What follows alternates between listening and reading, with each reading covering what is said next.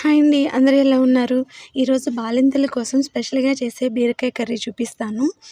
బాలింతలలో ఫుడ్‌లో main ingredient అనేది garlic అండి. దీనివల్ల మిల్క్ అనేవి బాగా ప్రొడ్యూస్ అవుతాయి. అలాగే తన శరీరం అనేది కూడా గట్టిపడుతుంది. దీనికోసం ముందుగా ఆయిల్ వేసి పీల్ తీసిన ఎల్లుల్లిపాయలు, ఎండుమిర్చి, మినపప్పు, తాలింపు సరుకులు, కరివేపాకు వేసి ముందుగా వేయించుకోవాలండి. ఇందులో పచ్చిమిర్చి, కారం అనేది అవసరం లేదండి. కొన్ని కర్రీస్‌లో పచ్చిమిర్చి వేస్తేనే బావుంటుంది. కొన్ని కారం వేస్తేనే బావుంటుంది.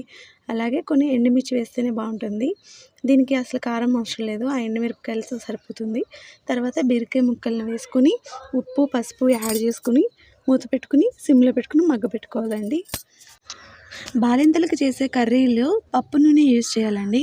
పప్పు నూనె అంటే నువ్వులనమాట. నువ్వులతో వచ్చిన నూనె దాన్నే యూజ్ చేయాలి. ఇంకా పల్లి నూనె ఇవన్నీ వాడకూడదు. ఎందుకంటే బేబీకి దగ్గొస్తది అలా అంటారనమాట. పప్పు నూనె వాడాలి.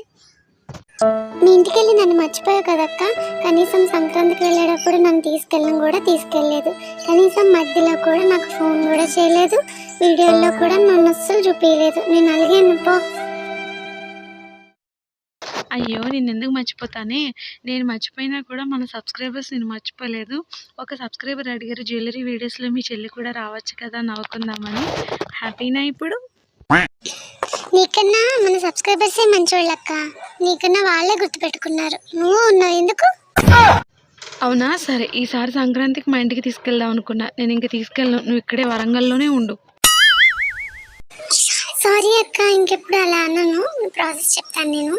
కర్రీ అంతలా దగ్గర అయ్యే వరకు, కుక్ అయ్యే వరకు ఉంచుకోవడమేనండి. సర్వ్ చేసుకోవడమే.